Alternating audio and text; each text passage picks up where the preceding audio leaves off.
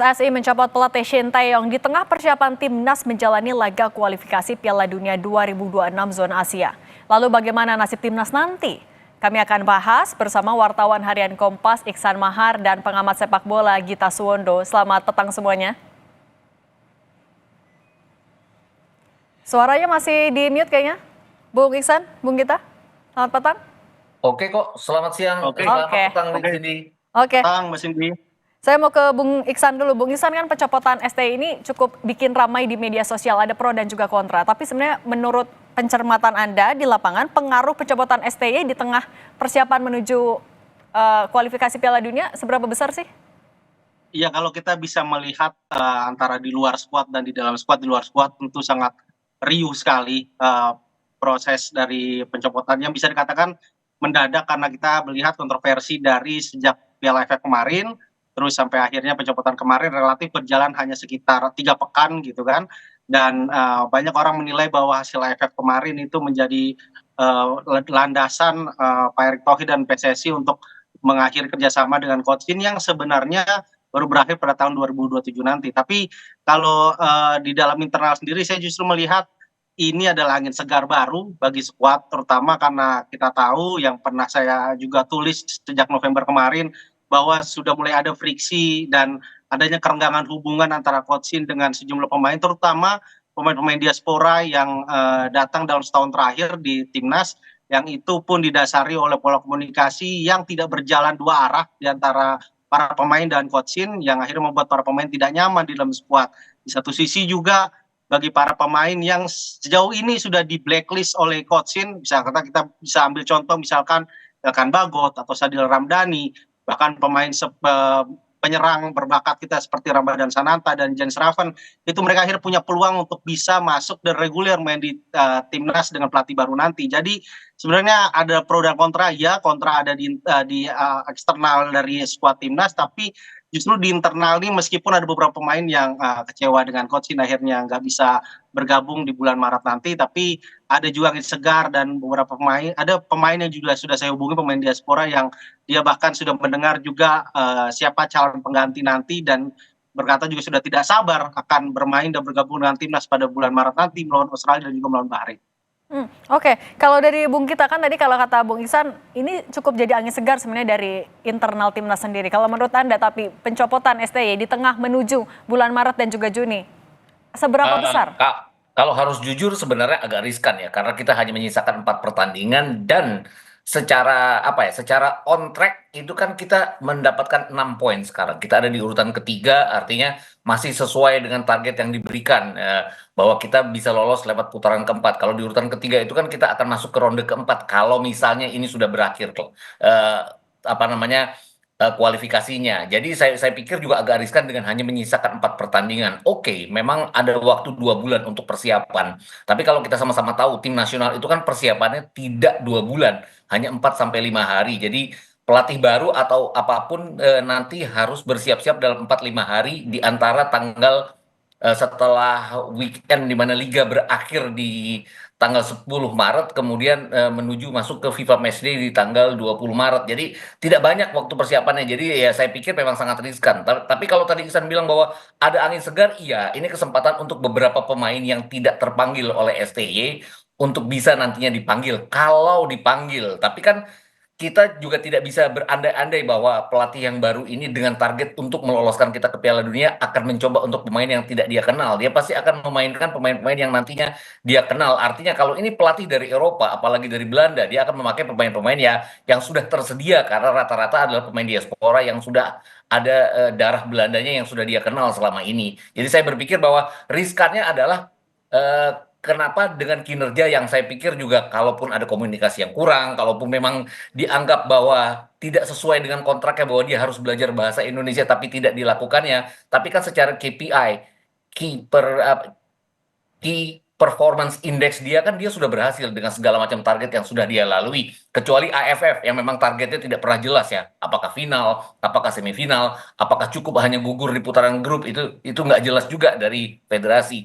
Jadi memang menurut saya sih agak riskan dengan masih menyisakan 4 pertandingan, bukan lamanya tapi hanya 4 pertandingan, itu kan nggak banyak, kecuali ini klub di mana klub masih ada setengah musim itu mungkin akan bisa perbaikan jadinya.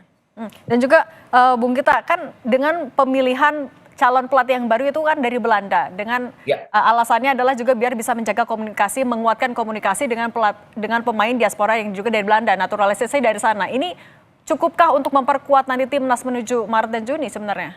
Kalau dari sisi komunikasi jelas bahwa mereka bisa berbahasa Belanda, orang Belanda juga bisa bahasa Inggris. Jadi antara dengan pemain Indonesia sendiri pelatih baru ini yang sudah disebut-sebut oleh Fabrizio Romano ya namanya. Jadi saya nggak usah menyebut si A si B lagi ya. Patrick Kluivert ini kan memang bisa bahasa Belanda, bisa bahasa Inggris. Tapi kan kalau kita lihat bagaimana track recordnya dia juga kurang meyakinkan ya sebagai pelatih, bukan sebagai pemain.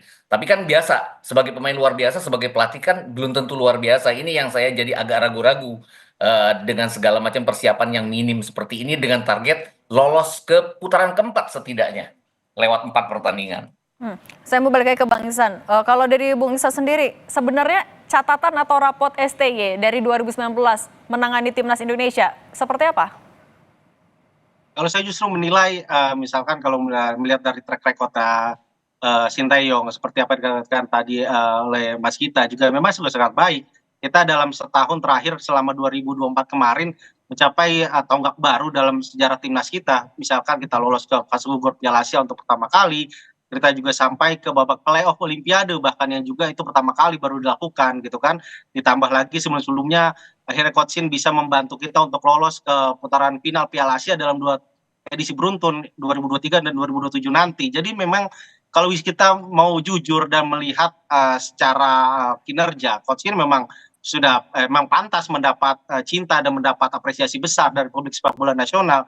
Tapi di sisi lain di sini tentu kita harus juga fair melihat bahwa Pak Erik dan PSSI juga tentu punya pertimbangan lain yang juga tidak hanya berdasar pada apa yang kita lihat secara kasat mata di atas lapangan, tapi tentu ada pertimbangan di luar lapangan yang itu memang tidak bisa menjadi ranah publik. Ya, itu juga yang menjadi pertimbangan itu. Jadi kalau saya melihat memang sangat disayangkan Coach Shin harus berakhir ini karena kita punya 4 pertandingan yang notabene kita punya 2 game kandang yang bisa menjadi penentu kita untuk lolos ke mencapai target lolos ke putaran keempat nanti melawan Bahrain dan Cina. Tapi dengan pertimbangan yang ada sekarang mengganti pelatih, nah itu tentu harus Pak Erik terutama harus bisa meyakinkan bahwa pelatih yang baru nanti, terutama ya setelah disebutkan pada umum selama ini, Patrick Kluivert itu bisa benar-benar memberikan angin segar bagi performa Indonesia, terutama kalau mungkin secara taktikal dia tidak berbeda jauh dengan pelatih Belanda pada umumnya karena formasi yang telah dia pakai misalkan di Curacao atau membantu Clarence Seedorf dulu di timnas Kamerun dan juga pernah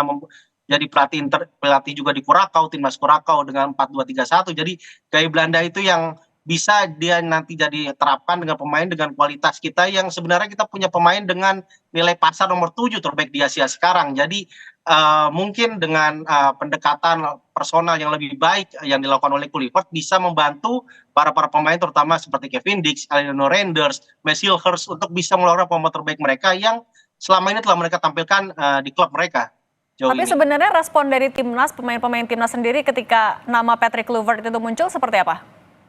Sangat positif sebenarnya Mbak Cindy, karena kita tahu pemain diaspora kita yang rata-rata lahir dan besar di Belanda mengenal sangat baik Kluivert, bagaimana track record mereka dulu, track record Kluivert bersama Ajax, track record dia bersama timnas Belanda bahkan menjadi top scorer sepanjang masa untuk timnas Belanda. Jadi sangat luar biasa respon mereka dan mereka berkata pun kita tahu beberapa pemain juga kecewa dengan keputusan pencopotan Coach Shin.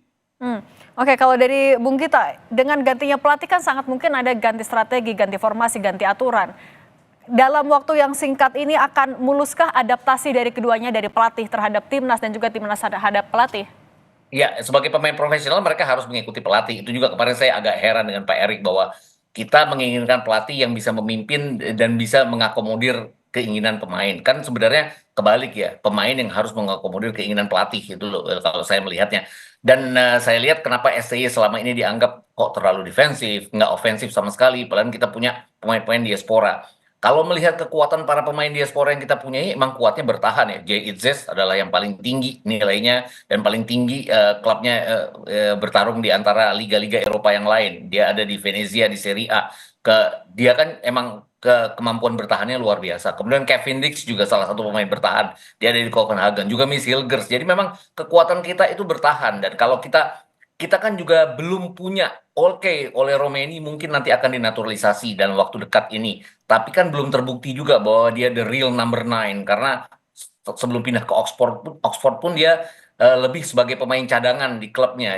Dia masuk misalnya menit ke 70 atau menit ke 80. Jadi bukan utama. Dan kita juga tidak punya kemampuan untuk klinis di depan. Jadi saya pikir kalau taktik kita ofensif, saya takutnya tidak akan bisa diterapkan dalam waktu singkat. Dan juga siapapun pelatih pelatih pengganti nanti, Kluivert ataupun siapapun, punya masalah adalah kita harus menang atau setidaknya menahan imbang Australia. Di Australia, Kluivert sendiri kalah dari Australia pada saat menangani Curaçao. Oke, tim nasional Indonesia kita ini jauh lebih hebat dari Curaçao. Mungkin hasilnya akan beda. Tapi kemudian balik lagi pada saat kita menjamu Bahrain nanti di GBK. Bahrain itu kan apa ya? Kita seperti punya dalam tanda kutip dendam terhadap Bahrain karena pertandingan pertama yang tidak pernah dirasakan oleh Kluivert tapi dirasakan oleh Sintayong. Jadi aura untuk revenge itu ada pada diri Sintayong, tidak ada dalam diri. Jadi akan apa ya? Seperti teralienasi dia dengan para pemain karena para pemain lebih berkeinginan untuk melakukan revenge dibandingkan dengan dia sendiri. Saya takutnya hal-hal seperti itu dan perubahan taktik ini yang mungkin akan bisa mengganggu dalam tempo hanya 4 sampai 5 hari yang akan diterapkan nanti pada saat dia menangani tim, pada saat tim sudah bergabung di kualifikasi Piala Dunia nanti bulan Maret. Bung Gito, tapi kalau melihat dari track record rekam jejak dari Patrick sendiri, sebenarnya kelebihan yang akan bisa dibawa mempengaruhi timnas Indonesia apa aja? Para pemain diaspora ini adalah apa ya? Pada masa kecil mereka pasti sangat mengidolakan Patrick Kluivert karena dia adalah pemain yang bagus. Kalau melihat kelahiran para pemain-pemain seperti Jay Ize, seperti Mace Hilger, seperti juga Kevin Dix, saya pikir mereka besar di bawah bayang-bayang ketenaran Patrick Kluivert sebagai pemain. Jadi look up terhadap Patrick Kluivert pasti sangat tinggi. Ini yang saya harapkan akan membuat mereka ingin berbuat sesuatu terhadap Patrick Kluivert. Tapi kan kita bicara bahwa dia hebat sebagai pemain, belum dia hebat sebagai pelatih. Itu yang rekor dia yang juga buruk dari kehidupan pribadinya. Tapi saya nggak mau menganalisa ke arah sana. Saya lebih ke arah bahwa di term keduanya dia bersama Curaçao hanya menang 1 kali, 2 kali imbang dan 3 kali kalah. Hal-hal seperti ini yang agak mempengaruhi. Jadi overthinking saya juga apakah ini akan bisa untuk menangani timnas. Tapi saya percaya bahwa Jay Izzes dan kawan-kawan punya kapasitas untuk bisa berbuat sesuatu karena mereka kan benar-benar total ya pada saat mereka sudah dinaturalisasi untuk berbuat sesuatu Oke, Bung Gito, terhadap negara. tapi kalau selain dari nama Patrick Kluivert sendiri, adakah nama-nama lain yang sebenarnya juga lebih cocok untuk menangani membantu timnas? Yang nganggur ya, yang nganggur di Belanda kan pasti kan acuannya Belanda ya. Mungkin Giovanni van Bronckhorst bisa. Atau kalau mau yang agak lebih senior sedikit, Bert Marwijk juga bisa. Alasannya apa, Bang? Louis van Gaal sakit-sakitan ya saya dengar. Jadi saya juga nggak yakin bahwa dia akan bisa bergerak dari satu pulau ke pulau yang lain karena Indonesia ini sangat luas. Kalaupun bahkan tadi pagi ada berita bahwa Ruud Gullit mengatakan bahwa Louis van Gaal bahkan tidak akan mengambil jabatan sebagai direktur teknik mendampingi Patrick Kluivert. Jadi saya juga nggak. Kalaupun ada yang nganggur dan tidak bekerja untuk klub sekarang, mungkin Erik ten Hag ya, yang ya dia punya rekor yang bagus bersama Ajax. Dia tahu para pemain Belanda. Lupakan dia buruk berhadapan dengan pada saat dia menangani Manchester United di tahun terakhirnya. Tapi yang jelas dia punya 2 trofi bersama Manchester United. Jadi dia bisa berbuat sesuatu. Tapi apakah mungkin sampai tanggal 12 Juni nanti akan ada pergantian karena kita bahwa Patrick Kluivert memang sudah menandatangani kontrak atau Oke, udah A1 biasanya. Saya juga mau nanya ke Bang Ihsan. Kalau menurut Anda, nama yang mungkin juga sebenarnya cukup kuat untuk dipertimbangkan jadi pelatih Indonesia selain dari Patrick Kluivert, siapa lagi sih? Ya, sebenarnya juga tadi yang disebut oleh Mas Gita, karena beberapa nama kalau kita bisa melihat dari nama-nama yang nganggur sekarang ada misalnya Frank de Boer, Ronald Koeman juga bisa jadi pertimbangan, ada Erik ten Hag. Jadi banyak Frank Rijkaard, bahkan Ruud Gullit sendiri punya lisensi pelatih. Jadi masih banyak. Ada kalau Louis van Gaal kita tahu bahwa dengan usianya sudah lebih dari 70 tahun, tidak bisa banyak bergerak. Bahkan dalam 3 game yang saya saksikan langsung di Piala Dunia 2022 kemarin di Qatar, Van Gaal sebagai pelatih kepala itu tidak pernah beranjak dari kursinya di kursi teknis bangku cadangannya Belanda. Dia hanya menugaskan Edgar Davids untuk mengatur permainan tim Belanda saat itu di Piala Dunia kemarin. Jadi memang kalau bisa dikatakan ada Frank Rijkaard dan segala banyak macam. Dan kalau ditanya kenapa ada Patrick Kluivert yang justru mencuat. Nah, yang saya tahu memang pencarian nama pelatih di Eropa ini sudah dimulai oleh timnya Pak Erik itu sejak awal 2024. Jadi wajar jika Patrick Kluivert namanya mencuat dan paling calon terkuat. Kenapa? Karena Patrick Kluivert telah lowong atau telah menganggur sejak berakhir kerjasamanya dengan Adana Demirspor itu pada Desember 2023 lalu. Jadi itulah bisa menjadi satu alasan ada masa panjang pertimbangan Kluivert ini bisa menjadi calon terkuat untuk pelatih kita saat ini. Tapi meskipun Fabrizio Romano sudah mengatakan kuncinya nanti ada di tanggal 11 nanti karena belum ada penandatangan kontrak, karena penandatangan kontrak rencananya akan berlangsung di Bung Jakarta Ihsan, pada tanggal 11 malam nanti. Bung Ihsan, Jadi sampai nanti tiba. tapi kan kalau selain dari juga masih kosong pada saat itu meski dicari dari awal 2024, tapi kan track recordnya juga saat ini akhirnya jadi sorotan. Bisakah nanti Patrick Kluivert menjawab keraguan dari masyarakat? Nah, itu dia. Memang ini yang harus dia jawab, itu keraguan dari masyarakat. Nah, dengan bekal pemain yang ada, mungkin itu yang menjadi pertimbangan Kluivert untuk bisa menerima tawaran Pak Erik untuk melakukan wawancara secara langsung pada tanggal 25 kemarin. Jadi memang kalau kita bisa melihat dari komposisi pemain Indonesia sekarang, pelatih siapapun yang ada di Belanda sekarang tentu sangat tertarik karena bisa dikatakan kita punya sekuat tanda kutip timnas Belanda mini dengan ya relatif tier 2 dan tier 3-nya dari timnas sekarang yang tersedia ada di Belanda. Jadi terkadang memang sangat sangat menggiurkan lah bagi siapapun pelatih yang di Belanda yang saat ini sedang lowong. Tapi itu tadi Patrick Kluivert tidak punya track record untuk memahami bagaimana sepak bola Asia karena kita tahu Asia itu sangat kompleks. Kita akan melawan tim-tim misalkan contohnya seperti Australia yang bermain sangat Eropa, kemudian melawan Bahrain yang sangat Timur Tengah. Terakhir 2 game terakhir kita melawan Cina dan Jepang yang bermainnya sangat Asia Timur. Jadi waktu dua bulan ini harus menjadi masa belajar bagi Kluivert untuk memahami sepak bola Asia yang sangat beragam dan sangat kompleks, sehingga nanti ketika dia bisa menerapkan strategi yang sangat dia inginkan bersama timnas Indonesia bisa benar-benar sesuai dan bisa juga meredam 4 lawan kita dengan 3 budaya sepak bola yang berbeda. Saya mau ke Bung Gita. Siapapun pelatihnya sebenarnya kan nanti Maret dan Juni akan jadi ujian karena di laga kualifikasi sudah ada perbandingan kemarin melalui berbagai pertandingan lawan Australia, Arab Saudi sudah ya, terus Bahrain, Tiongkok dan juga Jepang sudah ada perbandingannya. Nah kalau menurut Anda pelatih baru ini lebih baik melanjutkan strategi dari Shin Tae-yong atau mengubah total? Susah nih. Pelatih itu punya ego masing-masing jadi ya. Apalagi dia datang dari Belanda, modelnya kan ofensif ya. Apapun dia akan mengusahakan ofensif gitu loh. Apalagi tuntutan jelas sekali ya bahwa dalam beberapa bulan terakhir ini bahkan pada saat kemenangan kita melawan Arab Saudi sekalipun ada kalimat bahwa kok kita mainnya sangat defensif, kok Shin Tae-yong seperti tidak punya strategi selain defensif. Ini yang mengkhawatirkan. Jadi mau nggak mau ada tekanan untuk bermain ofensif. Ya nggak yakin bahwa bahkan dengan pola 3-4-3 selama ini, kalau Belanda kan biasanya 4-2-3-1. Ini saya yakin akan dirubah juga oleh Patrick Kluivert. Ini yang harus cepat diadaptasi oleh Patrick Kluivert karena nggak gampang merubah 3-4-3 yang sudah biasa dengan 4-2-3-1 apalagi dalam waktu yang sangat pendek seperti ini. Kalau dari Bung Iksan melihatnya strategi Shin Tae-yong ini sebaiknya dilanjutkan atau diubah?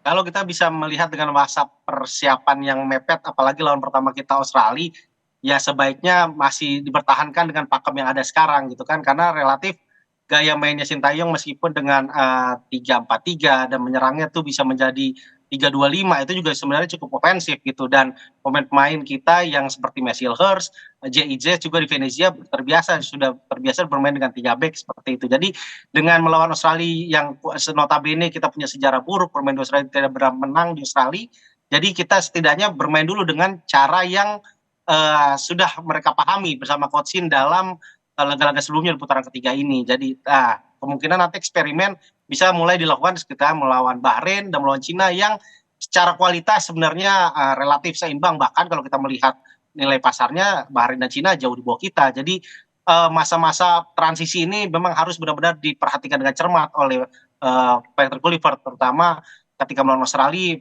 Setidaknya tidak perlu banyak melakukan eksperimen taktikal, dan melawan Bahrain dan Cina itu adalah peluang dia untuk bisa menunjukkan kira-kira roh permainan Indonesia di eranya dia akan seperti apa. Itu paling cocok menurut saya bisa ditunjukkan ketika melawan Bahrain dan melawan Cina nanti. Oke, nah berarti harapan Anda mungkin mewakili juga teman-teman timnas yang sudah Anda ajak ngobrol, harapan untuk Kluivert kalaupun memang ternyata yang akan diperkenalkan tanggal 12 Januari apa?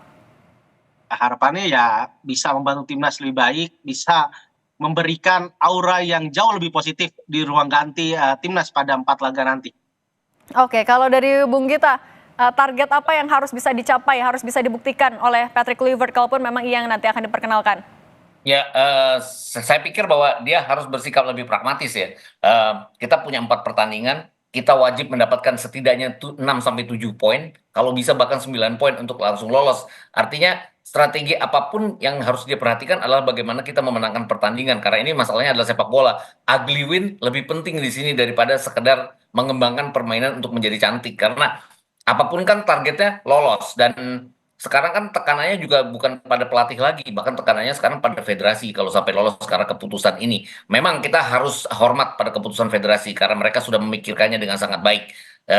Dan ada baiknya adalah Patrick Kluivert juga bersikap bahwa tim ini sudah jadi, tim ini punya kemampuan, dan tim ini memang didesain oleh Sintayong dengan sangat bagus sekali di defense-nya. Kita punya banyak pemain naturalisasi yang memang rata-rata adalah pemain bertahan, dan itu yang tetap harus dipertahankan oleh Patrick Kluivert atau siapapun nanti yang menggantikannya. Itu aja sih saya. Tapi kalau mungkin memprediksi nama-nama pemain yang akan dipertahankan atau jadi jagoan dari Patrick Kluivert di pertandingan yang terdekat, kira-kira siapa aja, Bung? Rizky Ridho sih harusnya iya ya. Seluruh pemain diaspora pasti akan dipertahankan, kecuali yang memang terkena akumulasi pada saat nanti melawan Australia. Saya sampai lupa tuh siapa yang akan terkena akumulasi. Ada pemain depan yang terkena akumulasi kalau nggak salah, yang tidak bisa bermain untuk satu pertandingan. Saya pikir juga kalau Rizky Ridho pasti akan dipertahankan. Kemudian sejauh ini kan Patrick Kluivert dalam wawancaranya sering menyebut nama Jordi Amat yang dia kenal. Jadi saya pikir juga tetap akan dipertahankan.